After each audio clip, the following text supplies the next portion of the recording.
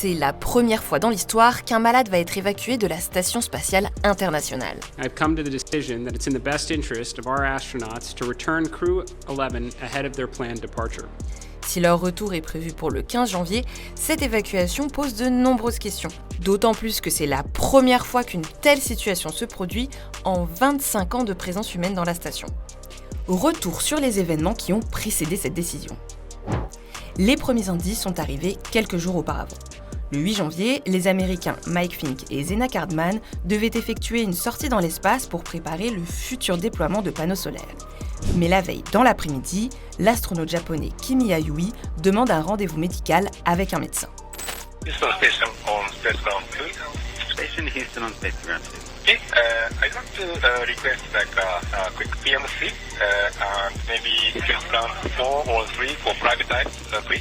Okay, we'll put that in work and we'll do it on Space Ground 4. We will let you know when it's privatized and ready to go. Quelques heures plus tard, la NASA annonce que la sortie extravéhiculaire est finalement décalée pour raisons médicales. Jusque-là, pas trop d'inquiétude. Avant même de décoller pour l'ISS début août, les astronautes ont été formés aux premiers secours.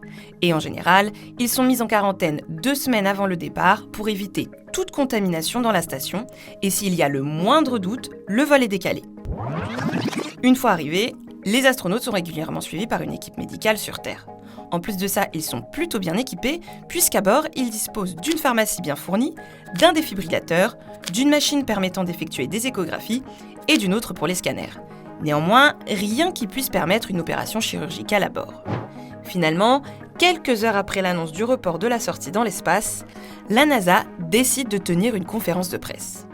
January 7th, a single crew member on board the station experienced a medical situation and is now stable.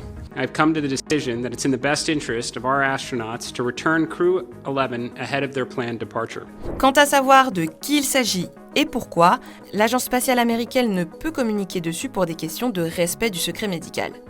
Mais entre le mystérieux appel médical de Kimi Ayui, qui, en plus, a été retiré du live YouTube de la NASA, et l'annulation de la sortie extravéhiculaire des 2 Américains, Zena Cardman et Mike Fink, les spéculations vont bon train, d'autant plus que l'environnement de l'ISS n'est pas 100% stérile.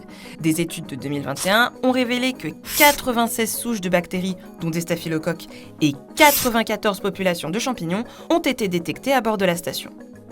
Quoi qu'il en soit, l'équipage qui devait initialement revenir en février reviendra finalement quelques semaines plus tôt.